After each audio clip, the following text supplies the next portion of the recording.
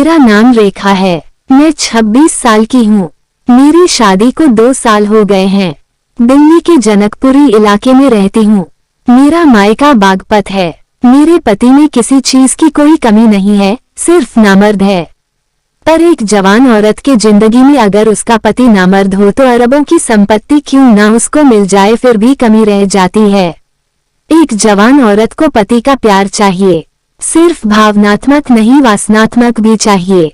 जब तक आपकी शारीरिक पूर्ति होती रहेगी आप पति पत्नी में प्यार बना रहेगा, और जैसे ही किसी एक को सेक्स में रुचि कम होगी तो वो रिश्ता ज्यादा दिन तक नहीं चलेगा।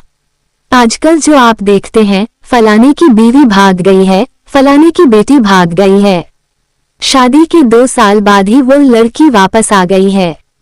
शादी हुए 6 महीने हुए फिर भी औरत किसी और के साथ भाग गई है। आपने कभी गौर किया ऐसा क्यों होता है?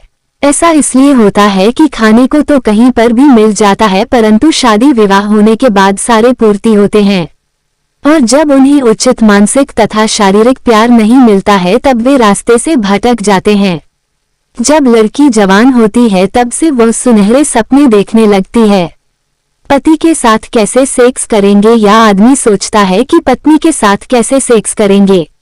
जो 10 साल से एक बात को सोच रहा हूँ कि मेरी बीवी आएगी तो मैं ऐसे करूँगा, या मेरा पति जब मिलेगा तो मैं उसके साथ ऐसे करूँगी, और वही करने को नहीं मिले तो क्या होगा। जब मेरा पति मुझे संतुष्ट नहीं कर पा रहा था, हम दोनों में काफी झगड़ा होने लगा। झगड़े की वजह से हम लोग एक सप्ताह तक आपस में बात नहीं करते थे। वजह यही था, जब वो मेरे पास आता था, मेरे साथ सोता था तो मुझे छेड़ देता था, परंतु कुछ कर नहीं पाता था।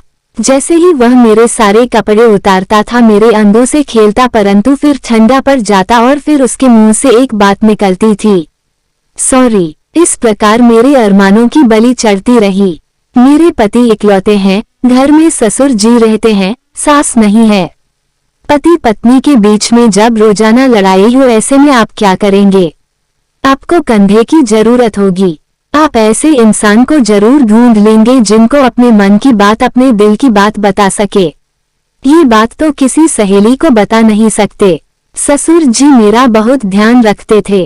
उनसे मैं अपनी सारी बातें शेयर करने लगी, उनको बताने लगी कि मेरे साथ क्या दिक्कत है। उन्होंने इसका फायदा उठाया, या आप ये समझ गए कि वो मेरी मदद भी करने लगे। मेरी तरफ उनका झुकाव काफी ज्यादा बढ़ने लगा।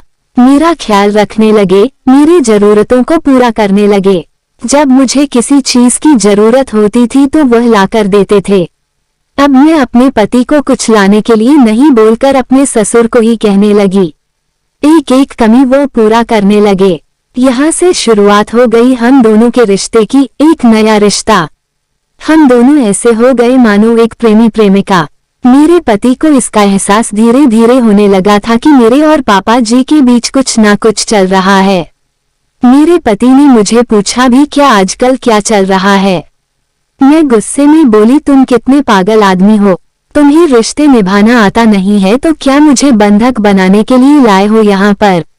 तुमने मुझे अपनी प्रॉपर्टी समझ रखी है। आखिर तुमने मुझे समझ क्या रखा है? जो एक पत्नी को चाहिए उसके पति से वो ना मिले तो पत्नी क्या करेगी? हम दोनों में फिर से लड़ाई हुई और मेरे पति ने घर छोड़ दिया। राजस्थान मेरा पैतृक गांव है, वहीं चला गया। मैं और मेरे ससुर जी ही रह गए। करवा चौथ का व्रत था। मैं दिन भर भूखे प्यासे रही। शाम को चांद देखकर मैंने अपने पति को व्हाट्सएप कॉल किया। ससुर जी के सामने मेरे पति का मैसेज आया, जिसके लिए तुमने मुझे छोड़ा है उसी का दीदार करके व्रत खोलो। आज से मैं तुम्हारा कोई नहीं। आज के बाद फोन मत करना। मैंने भी वही किया, छत पर ही थी। फिर से मैंने चांद देखा। ससुर जी ने मुझे पानी पिलाया और फिर छत से नीचे आ गई। उस रात मैंने लाल साड़ी पहनी थी, खूब अच्छा मेकअप की थी, ब्यूटी पार्लर गई थी, शरीर के एक एक बाल को साफ करवाई थी, दुल्हन की तरह लग रही थी। नीचे आकर मैंने ससुर जी को पैर छूकर प्रणाम किया। उन्होंने मुझे पकड़कर उठाया और अपनी बाहों में भर लिया। मेरी बड़ी बड़ी कबूतरियां जब उनके सीने से टकराई तो उनकी हालत खराब हो गई। मेरे होठों पर ससुर जी ने होंठ रख दिए। मेरे पूरे बदन में चिंगारियां धड़कने लग गए थे। मेरी सांसें तेज तेज चल रही थी। उन्होंने मेरे होंठ पर अपना हाथ रख दिया। मेरे गाल को छूते हुए, मेरे कंधे को छूते हुए मेरे संतरों पर उनका हाथ रुक गया। मैंने अपनी आंखें बंद कर ली। उन्होंने ब्लाउज का हुक खोल दिया, पीछे से ब्रा का हुक खोल दिया। मेरे बड़े बड़े संतरे बाहर आ गए। मेरे ससुर जी उन्हें दबोचने लगे। मैं पानी पानी हो रही थी, मेरी धड़कन भी तेज बढ़ रही थी।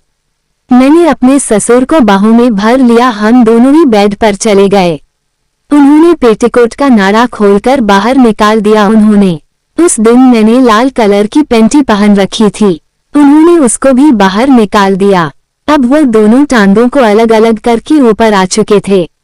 मैं अंगड़ाइयां लेने लगी। 2 मजबूत बाहों ने मुझे पूरी तरह से अपनी आगोश में ले लिया था। तभी मेरे अंगों में आग के शोले महसूस होने लगे। मैंने अपनी आंखें बंद कर ली और स्वर्गलोक में विचरने लगी। आज मुझे अविस्मरणीय सुख की अनुभूति हो रही थी। करीब आधे घंटे के बाद तूफान शांत हुआ। तब तक मैं पस्त हो चुकी थी। करीब आधे घंटे तक हम दोनों एक दूसरे को पकड़कर लेटे रहे। फिर उठकर हम दोनों ने एक दूसरे को अपने हाथों से खाना खिलाया। फिर छत पर घूमने गए। सासू माँ के गले का एक हार था मेरे पापाजी के बक्से में। उन्होंने मुझे उस रात ही गिफ्ट किया था। करीब 5 तोले का सोने का हार था और आगे किसी चीज की कमी नहीं हो उसका भी उन्होंने वादा किया। आज हम दोनों बहुत खुश हैं, ये सच बात है। उन्होंने करवा चौथ के बाद से ही किसी चीज की कमी नहीं होने दी। अपने ससुर के साथ सेक्स संबंध बनाकर मैं धन्य हो गई हूँ। हम दोनों पति पत्नी की तरह रह रहे हैं। मेरा पति रेगिस्तान का धूल चाट रहा है।